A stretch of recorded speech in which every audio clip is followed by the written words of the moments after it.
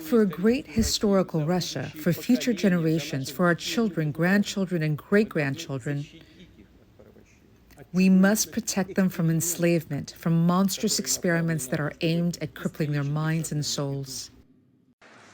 For a great historical Washington is demanding more and more sanctions against Russia, and most European politicians meekly agree with this.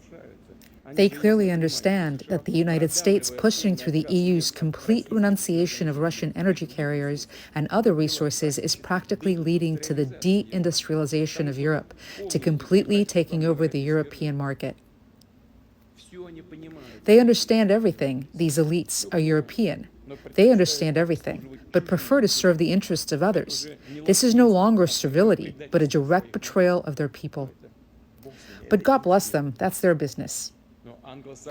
But sanctions are not enough for the Anglo-Saxons. They switched to sabotage, unbelievable but true, having organized explosions on the international gas pipelines of the Nord Stream, which run along the bottom of the Baltic Sea. They actually began to destroy the pan-European energy infrastructure. It's clear to everyone who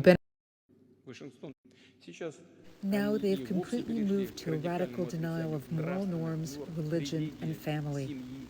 Let's answer some of the very simple questions for ourselves.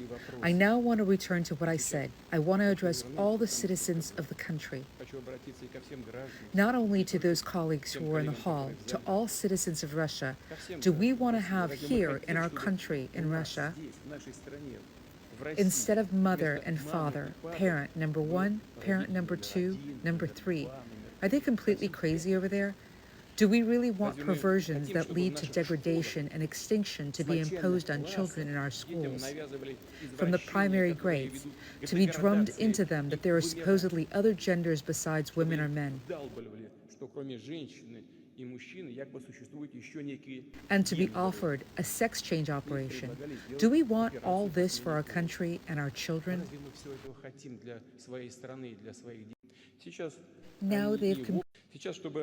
Now, in order to extricate themselves from another tangle of contradictions, they need to break Russia and other states that choose the sovereign path of development at all costs in order to plunder other people's wealth even more, and at this expense cover their losses. If this does not happen, I do not rule out that they will try to completely bring the system to a collapse, on which everything can be blamed, or, God forbid, decide to use the well-known formula, the war will write everything off. Now, in order to such self-confidence is a direct product not only of the notorious concept of one's own exclusivity, although this, of course, is simply surprising, but also of a real hunger for information in the West. They drown the truth in an ocean of myths, illusions, and fakes, using extremely aggressive propaganda, lying recklessly like Goebbels. The more incredible the lie, the faster they'll believe in it. That's how they act according to this principle.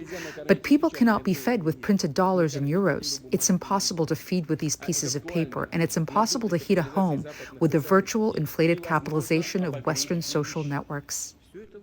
All this is important, what I'm talking about, but what was just said is no less important. You can't feed anyone with paper money.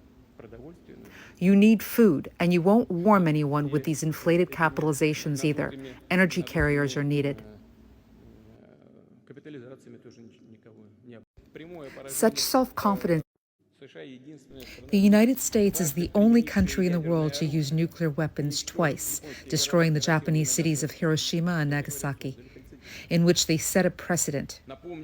Let me also remind you that the United States, together with the British, turned Dresden, Hamburg, and Cologne, and many other German cities into ruins without any military necessity during World War II. And this was done defiantly, without any, I repeat, military necessity. There was only one goal, just as in the case of nuclear bombings in Japan, to intimidate both our country and the whole world. The United States left a terrible mark on the memory of the peoples of Korea and Vietnam with barbaric carpet bombing and the use of napalm and chemical weapons. The United States is the only country in the world.